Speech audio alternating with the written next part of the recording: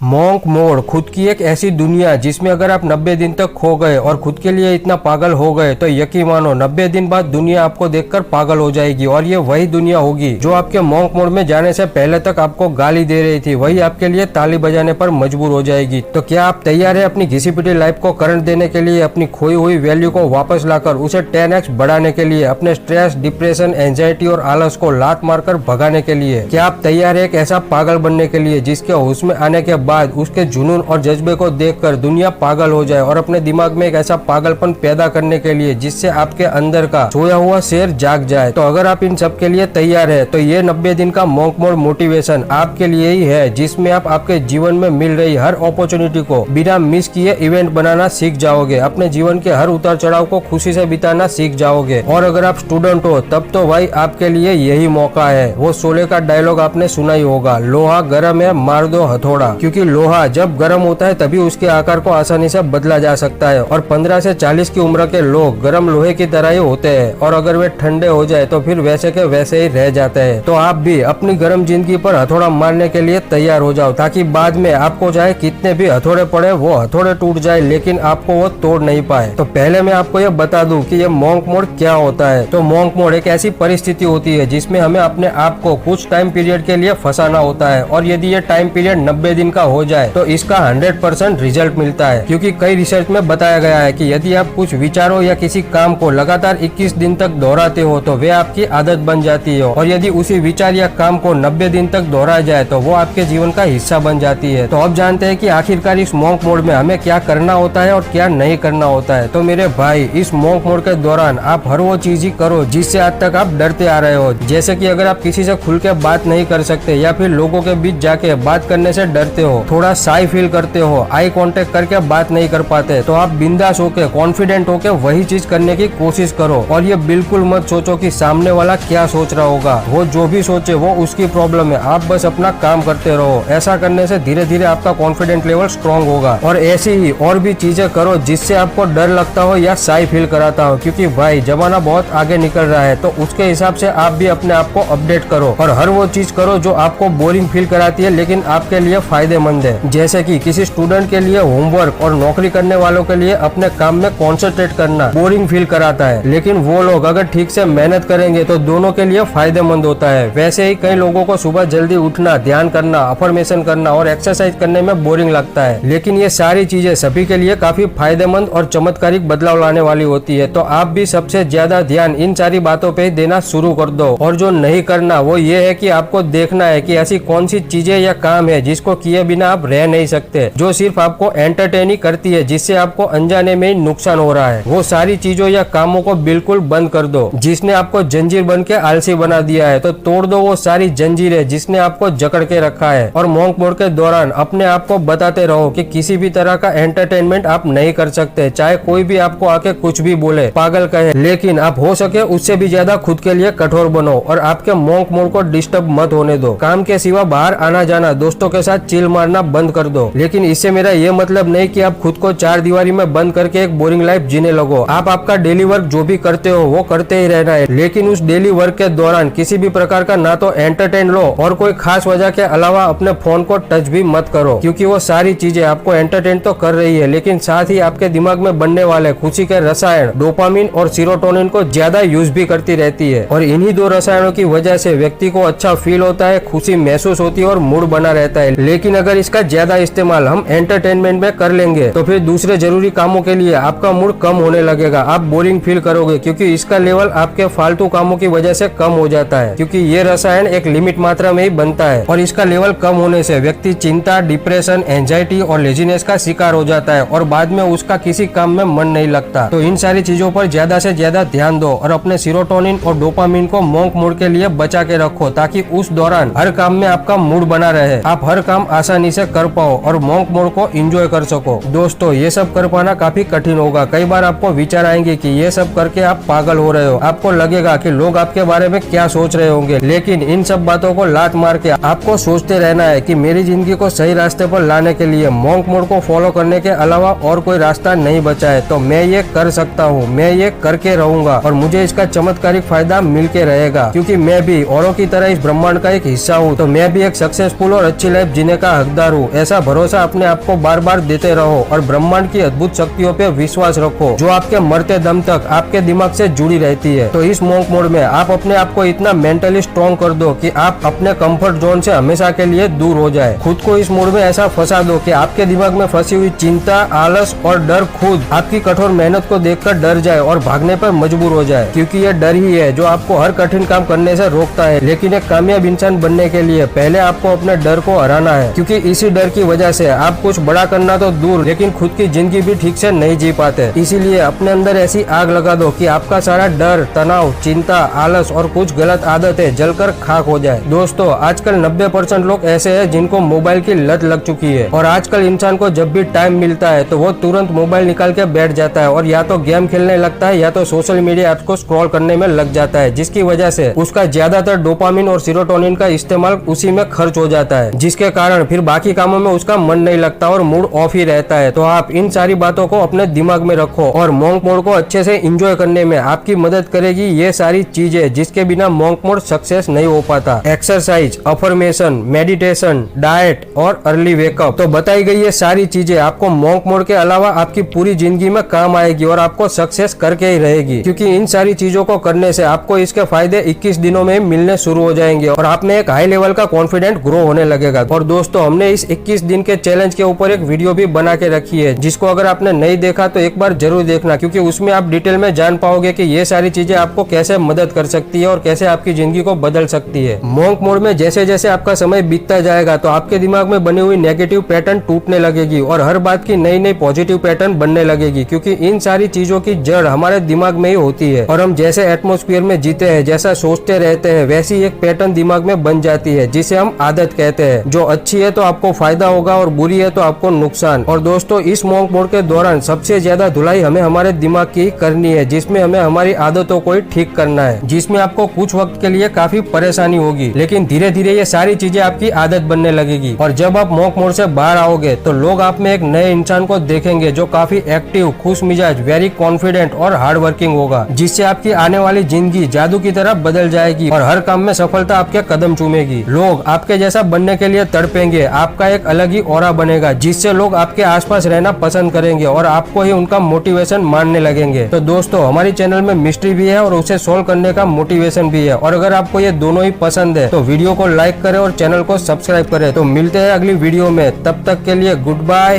Take care.